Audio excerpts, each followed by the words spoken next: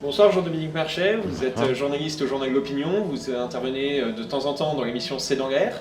Vous inauguriez notre nouvelle émission, Taverne. Notre émission Taverne vise à répandre un peu l'esprit de défense, à démystifier ce qui se cache sous l'appellation de défense nationale, et elle est lancée par l'association des jeunes de l'IHEDN. Je vais vous demander rapidement de vous présenter, pour que les jeunes puissent avoir une idée sur qui vous êtes, ce que vous faites, et l'idée de votre métier. Donc je m'appelle Jean-Dominique Marchais, je suis journaliste, comme vous l'avez dit, depuis longtemps, puisque j'ai commencé dans le journalisme en 1982. Donc si j'ai un rapport avec l'IHEDN pour être un auditeur de l'IHEDN, la 49e session, je n'ai plus beaucoup de rapport avec les jeunes de l'IHEDN. Voilà, parce que je commence à être un ancien dans le secteur, ça fait 25 ans. Que je suis les affaires de défense, alors que je m'y intéressais déjà de longue date quand j'ai commencé à suivre les affaires de défense. Honnêtement, aujourd'hui, je m'intéresse à un secteur plus large que la défense. Dans mon journal, je suis diplomatie défense, je m'intéresse beaucoup aux questions internationales, mais qui ont un lien quand même assez étroit. Mais cela dit, quand même, le cœur de ce qui m'a toujours passionné, c'est l'institution militaire. Ce qui se passe dans l'institution militaire, comment elle fonctionne. Voilà, donc j'ai travaillé sur ce sujet depuis, un quart de siècle maintenant. Donc je fais partie des meubles un peu de la profession. Cette idée d'être journaliste, ça vous est venu à quel âge à peu près? Je suis devenu journaliste totalement par hasard. Pour beaucoup de gens, en fait, ma vocation initiale, c'était d'être militaire.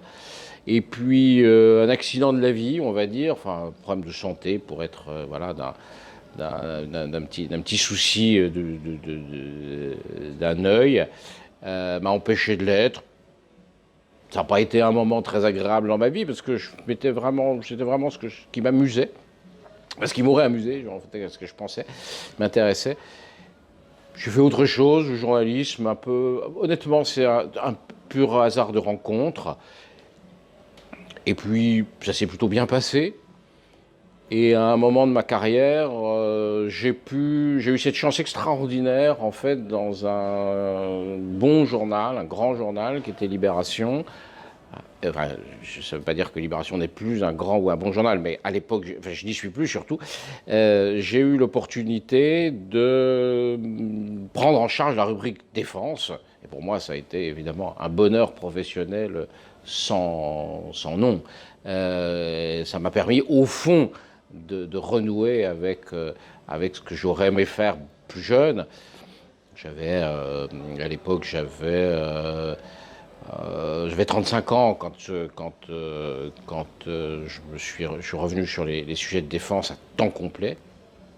Donc voilà, oui, c'est la rencontre d'un métier fait par hasard, mais pour lequel j'ai, je crois, une vraie passion, enfin, passion, un vrai goût, et puis un sujet que je traîne avec moi depuis vraiment ma tendre enfance, et que je continuerai sans doute, sur lequel je continuerai à m'intéresser pendant encore, j'espère, le plus longtemps possible. Vous êtes issu d'une famille de militaires ou Pas du tout. Je suis absolument pas d'une famille militaire. Je ne sais pas pourquoi, honnêtement. J'ai pas de raison de m'être intéressé particulièrement à ça. Voilà,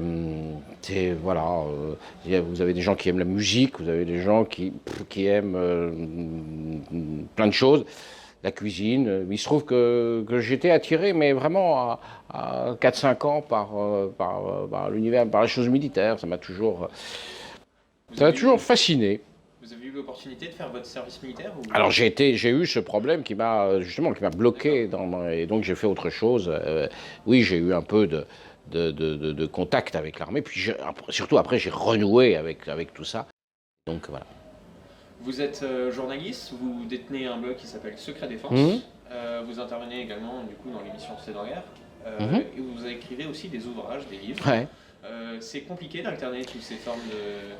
Non, je crois qu'un journaliste doit être un peu multicarte, au sens, on doit pouvoir intervenir dans dans plusieurs sphères. Donc c'est vrai que fondamentalement, je suis un journaliste de l'écrit.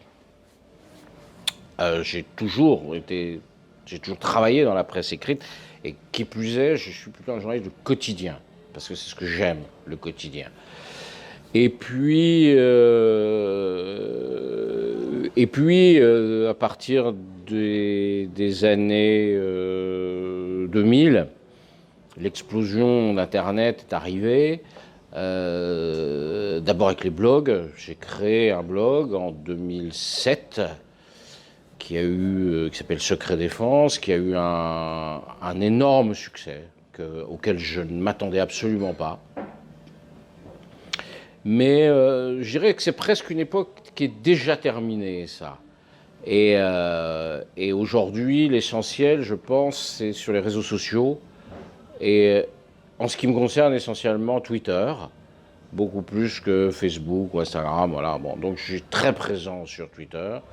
Je pense que c'est là que ça se passe. Par ailleurs, effectivement, j'ai été souvent sollicité par les radios et les télévisions, et notamment parce que je considère comme étant une des meilleures émissions pédagogiques sur l'actualité, qui s'appelle C'est dans l'heure, dont je suis un fidèle invité. Donc pour moi, c'est quelque chose d'important. Et par ailleurs, effectivement, j'ai écrit des bouquins. Donc c'est pas très compliqué en fait. C'est un peu le même métier, mais il faut s'adresser aux gens sur des canaux différents, parce que les gens sont à des endroits différents. Et puis on ne peut pas dire la même chose sur Twitter, dans un papier, dans un article. C'est pas le même public, c'est pas. Donc il faut s'adapter. Après tout, on est là pour quand même expliquer des choses aux gens. Et il faut se mettre à leur porter là où ils sont. Il faut aller les rencontrer là où ils sont. Donc, non, honnêtement, pour moi, c'est même plutôt quelque chose d'assez excitant, d'aller, de se remettre, d'aller dans une nouvelle façon de communiquer. Alors, vous avez parlé de rencontrer les gens là où ils sont. Moi, je vais vous demander votre relation pour un journaliste avec l'armée. Est-ce que c'est compliqué aujourd'hui d'être journaliste et d'étudier l'armée? Non. Non, c'est pas. C'est compliqué toujours d'être journaliste. Parce que ça dépend comment vous faites votre boulot. Moi, je considère que le journalisme, il doit être un peu poil à gratter. Sinon. Et encore plus aujourd'hui qu'avant. Pour une raison très simple, c'est que jusqu'à l'apparition des réseaux sociaux, le média, ça veut dire intermédiaire, hein, c'est le gars qui fait passer le message. Quand vous étiez une institution, vous ne pouviez communiquer avec le grand public que par les médias, donc par les journalistes. Il fallait que votre message passe par les journalistes. Aujourd'hui, c'est terminé, ça. Aujourd'hui, les institutions, elles communiquent directement. Elles n'ont pas besoin de moi.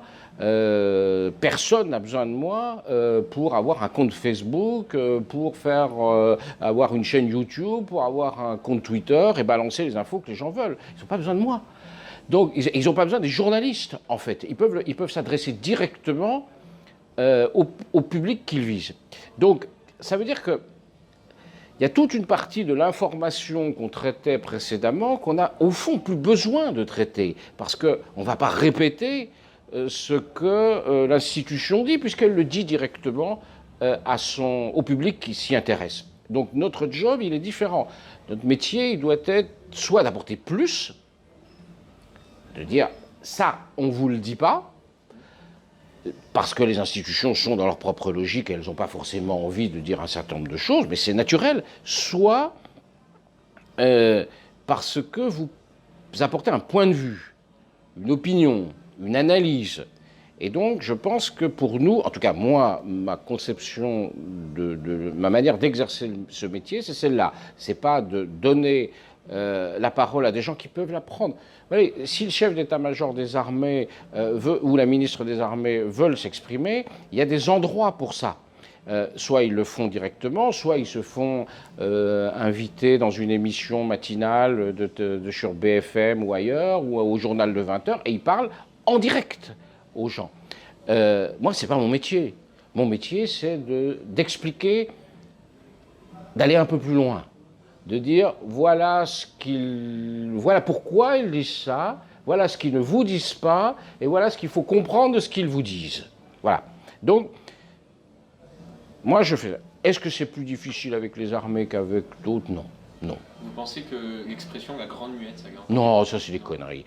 Je déteste cette expression. Une seule fois dans mes 25 ans de carrière, j'ai retrouvé ce mot dans un de mes articles. Donc les gens peuvent chercher une seule fois, et c'est un de mes rédacteurs en chef qui l'a rajouté dans mon dos sans me prévenir. J'étais fou de rage. La grande muette, non, elle n'est pas muette.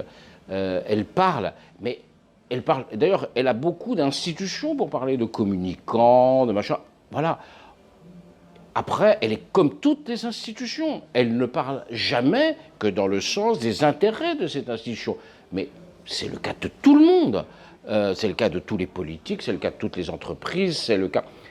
Et honnêtement, c'est beaucoup plus facile de travailler avec le monde militaire que, par exemple, avec les entreprises. Les entreprises sont, surtout lorsqu'elles sont cotées au CAC 40, je peux vous dire que la communication est extrêmement verrouillée, que c'est très difficile de pénétrer, ou d'autres administrations, l'éducation nationale, c'est pas simple de rentrer... Non, je veux dire, non, vous voulez aller parler, avoir un régiment, dans tous les régiments de l'armée de terre, vous avez un officier de communication. Vous n'avez pas un officier de communication dans tous les rectorats de France. Peut-être qu'il y en a, mais en tout cas, c'est moins simple. Voilà. Donc non, c'est bien. Alors on va vous parler d'un sujet que vous aimez bien, c'est l'actualité géopolitique, puisque vous le traitez quotidiennement. Une actualité qui a fait beaucoup parler la semaine dernière, c'est notamment la prise de position qu'a pris le président Emmanuel Macron lors d'une interview accordée au journal The Economist, lorsqu'il a précisé que l'organisation de l'OTAN était en état de mort cérébrale. Il y a eu une réponse la semaine dernière du conseiller général de l'OTAN qui a répondu que l'Europe ne pouvait pas se passer de l'OTAN. Quelle est votre analyse là-dessus ? Moi, je suis en désaccord assez fort avec le président Macron sur ses déclarations, à la fois sur la forme et sur le fond. Sur la forme, je pense que, pour reprendre un titre célèbre, un président ne devrait pas dire ça. Ce qu'il dit relève du commentaire, de l'analyse qu'on peut entendre dans un think tank. Peut-être qu'il a raison. Mais ça mérite qu'on en discute. Mais quand un président d'un pays membre fondateur de l'Alliance Atlantique, puissance nucléaire, puissance militaire, membre permanent du Conseil de sécurité, dit quelque chose de cette violence, parce que c'est violent de dire qu'une alliance est en état de mort cérébrale, c'est pas un commentaire. Moi, je peux dire ça, mais ça n'a aucune importance que Merchet dise ça. Je ne suis qu'un commentaire. Quand le président de cet État dit ça, ça a un côté performatif. Si je vous déclare mari et femme, si je suis pas, ça n'a aucune importance. Si je suis maire d'une commune, je vous déclare mari et femme, vous devenez marié. Donc, quand un président dit quelque chose, ça engage le pays. Donc, c'est une déclaration qui fait le buzz, qui place une nouvelle fois le président Macron au sommet de l'affiche. Bon, que très bien. Mais quel est l'effet ? L'effet sur nos alliés et nos amis européens, il est catastrophique. Parce que pour la plupart des pays européens, l'OTAN est une affaire extrêmement sérieuse et ils ne considèrent pas du tout que cette alliance est en état de mort cérébrale. On pourrait dire, ils sont pas forcément très satisfaits de la manière dont... Mais plutôt que d'essayer de créer des alliances, de s'entendre avec les pays qui considèrent que pour eux, c'est une assurance vie. On les somme, au fond, de choisir entre la France et les États-Unis, d'une certaine manière. Voilà, c'est complètement contre-productif. Donc sur la forme, erreur absolue. Mais lorsqu'on pense notamment à la Turquie qui achète du matériel S-400, qui veut peut-être participer au programme d'avion de 5e génération financé par la Russie. Là encore, caricatural. On parle de l'Europe F-35 parfois. Là encore, tout ça est caricatural. La mauvaise réaction de la France, d'Emmanuel Macron sur le dossier turc vient de notre impuissance. Nous sommes impuissants sur le dossier syrien. Et donc, nous l'avons pris en pleine face à l'occasion de l'offensive récente de la Turquie. Cette offensive était prévisible, elle était programmée. Nous nous sommes mis dans une situation impossible. Nous nous sommes mis dans une stratégie de confrontation avec la Turquie et nous n'avions aucun moyen d'en sortir par le haut. Donc on ne fait que récolter les fruits qu'on a semés sur ce dossier. Donc je suis très critique sur la position française.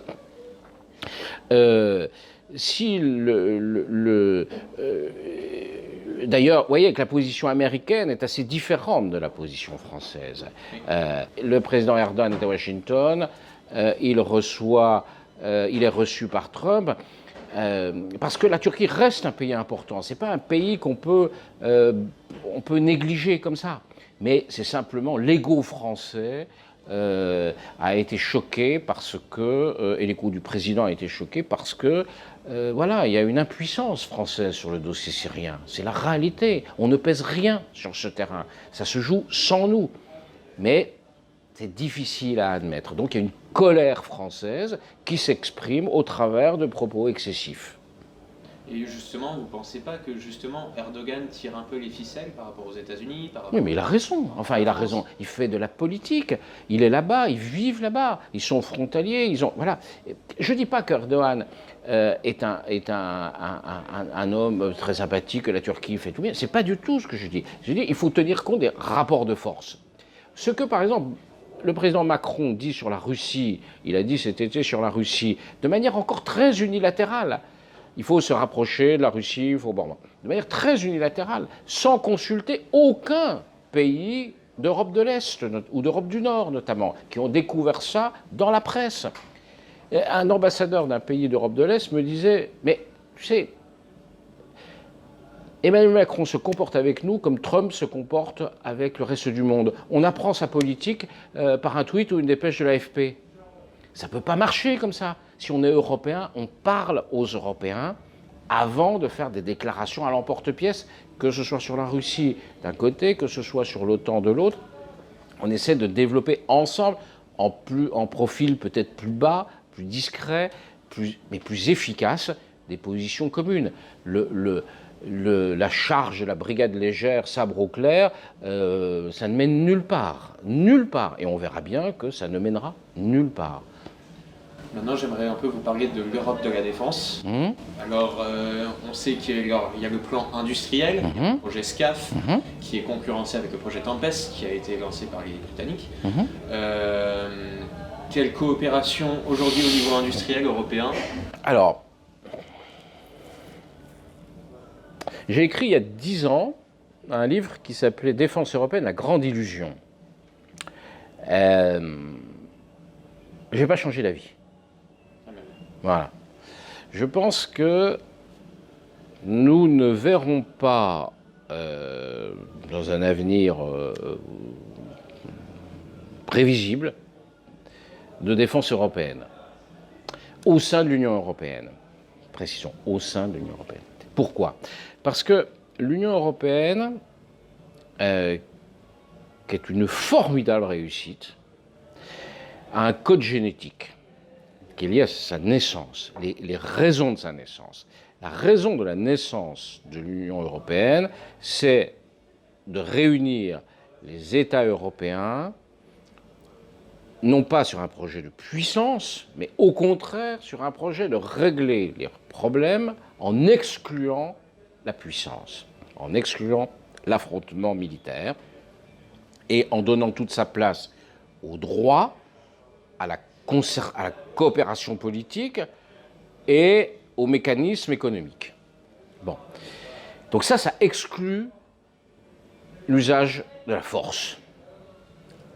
Pour une raison simple, c'est qu'on a eu quelques dizaines de millions de morts au cours de la première moitié du XXe siècle et qu'on en est sorti en disant bon ça on arrête et on va faire autrement. C'est extrêmement bien. Mais on ne peut pas attendre d'un système qui a été conçu pour exclure la force de se transformer miraculeusement en un système impérial d'expression de la puissance. Ça, je pense que c'est une illusion. Et c'est une illusion française. Et pourquoi c'est une illusion française? Parce que les différentes nations européennes ne mettent pas la même chose dans la construction européenne et dans cette idée éventuellement d'une Europe de la défense. Si on prend les deux grands pays européens, que sont la France et l'Allemagne, le fameux couple ou tandem franco-allemand, leur vision de l'Europe est d'une certaine manière radicalement opposée.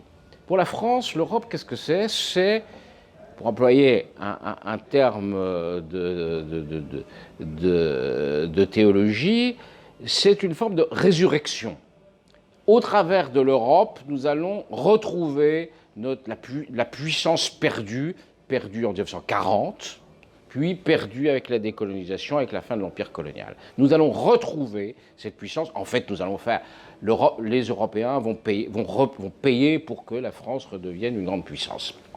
Caricature. Pour les Allemands, c'est tout le contraire. Pour les Allemands, le projet européen n'est pas un projet de résurrection, c'est un projet de rédemption.